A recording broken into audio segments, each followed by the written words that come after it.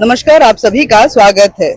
दिल्ली चुनाव वैसे तो छठे फेज पे है, लेकिन गर्मा गर्मी जो है वो शुरू हो चुका है। राजनीतिक गलियारों में वो गर्माहट देखने को मिल रही है। दिल्ली का दिल जिसको कहते हैं चांदनी चौक है, और चांदनी चौक से बीजेपी की तरफ से प्रवीण खांडेलवाल जीत रहे हैं। अब तक ये ट्रेड्स यूनियन की लड़ाई लड़ रहे थे, अब ये लोकसभा में मोदी की लड़ाई लड़ रहे हैं। कैसे इस लड़ाई को आगे बढ़ा रहे हैं कि जीत आपकी सुनिश्चित हो?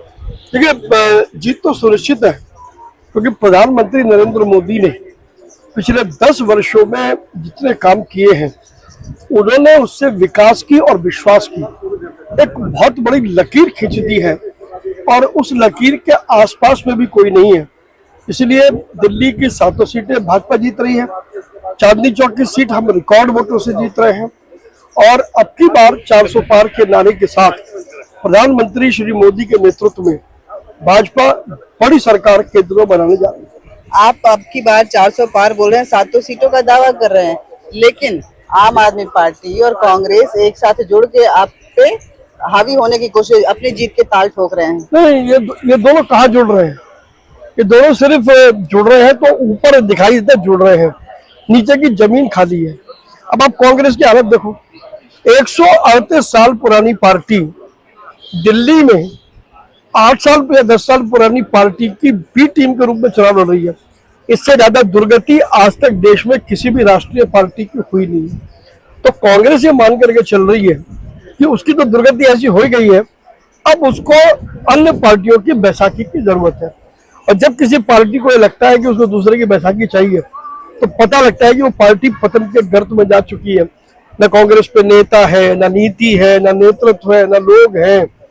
मैं तो यही समझ में आया कि चुनाव लड़ क्यों रहे हैं, और इससे ज्यादा दुर्गति करानी है, इसलिए जो चुनाव लड़ रहे हैं, ऐसा मेरा स्पष्ट मानना है। अच्छा, तो आप बोल रहे हैं कि ये एक साथ नहीं है। भारत जोड़ो यात्रा निकाले थे, भारत के जुड़ाव के साथ ही आम आदमी पार्टी के साथ जुड़ा हुआ है। हालांकि बहुत काफी अंदरूनी लड़ाई लेकिन ये दोस्ताना रिश्ता है। ऐसे में आप उनको बी टीम बता रहे हैं। पूरे देश में कांग्रेस को कैसे देख रहे हैं? कांग्रेस इररिलेवेंट हो गई है। कांग्रेस अब राष्ट्रीय पार्टी से घट करके पहले राज्य स्तरीय पार्टी हुई, और अब राज्य स्तर से भी नीचे जाकर के मोहल्ला पार्टी होने वाली है, ऐसा मेरा मानना है। और ये 2024 के जो लोकसभा चुनाव है, ये कांग्रेस को मोहल्ले तक सीमित करेंगे, आप देखिएगा। आम आदमी पार्टी के नेता दिल्ली के मुख्यमंत्री जेल में है, तो ऐसे में लगता है कि ये जो सिंपैथी का वोट है वो कहीं ना कहीं आपको घाटा, क्योंकि डेमोग्राफी के लिहाज से भी अगर देखें तो चांदनी चौक में उनका वर्चस्व ज्यादा। तो सिंपैथी कहाँ दिखाई दे रही है आपको? मुझे तो नहीं दिखाई सिंपैथी। मतलब अगर जनसंख्या की रेशियो देखें तो नहीं, क्या कहा? मैं तो लगातार दिल्ली के गलियों में घूम रहा हूँ। मुझे तो एक आदमी भी मिला जिसने ये कहा कि अरविंद केजरीवाल सिंपैथी है। ऐसा आपको लगता होगा, हकीकत में ऐसा बिल्कुल भी नहीं है। मुस्लिम वोटर्स की बात करें, मुस्लिम है, हिंदू, आप छोड़ दो इस बात को। वोटर तो वोटर ही है।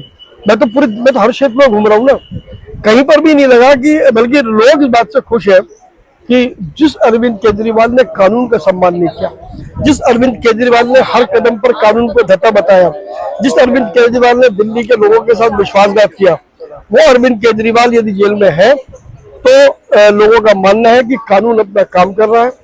और 25 मई को दिल्ली के लोग भाजपा को 7 सीटें जिता करके ये जवाब मजबूती से देंगे। आखिरी सवाल पूछ रही, अब तक ट्रेडर्स यूनियन की लड़ाई लड़ रहे थे। चांदनी चौक का पूरा इलाका अगर हम देखें, पूरा क्षेत्र देखें, तो वो बिजनेसमैन डोमिनेटेड है, व्यापारिक वर्ग वहाँ पे ज्यादा आते हैं। अगर जीत गए तो उनकी लड़ाई वहाँ के लोगों को किस तरह की सहूलियत देंगे कि, और क्या क्या मुद्दे आप लेकर के उनसे वोट की अपील करेंगे? देखिए, एक तो ये अगर वाला शब्द ठीक नहीं है।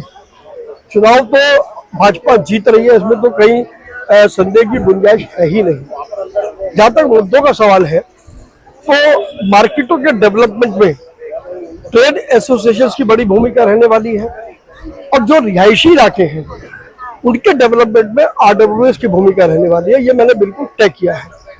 मैं आरडब्ल्यूएस को और ट्रेड एसोसिएशन को एक अधिकार संपन्न बॉडी बनाऊंगा, ताकि वो खुद हमारी सपोर्ट से अपने अपने क्षेत्र के डेवलपमेंट को देख सके, और उसके लिए अधिकारियों से सीधा उनका तारतम्य हो।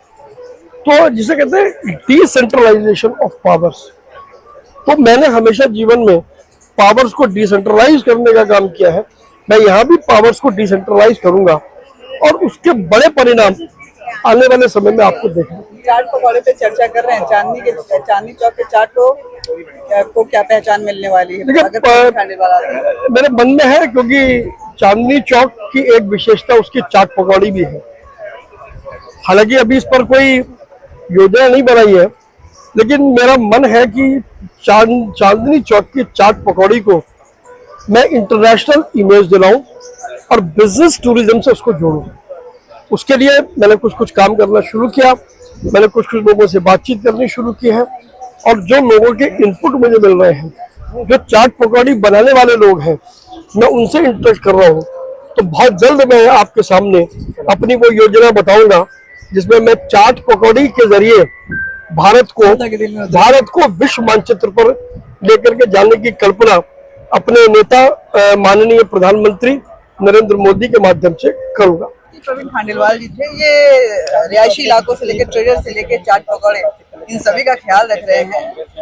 छठे फेज में मतदान है, 4 जून को नतीजे आएंगे। ये एक पहली बातचीत है, देखते हैं आगे क्या होता है।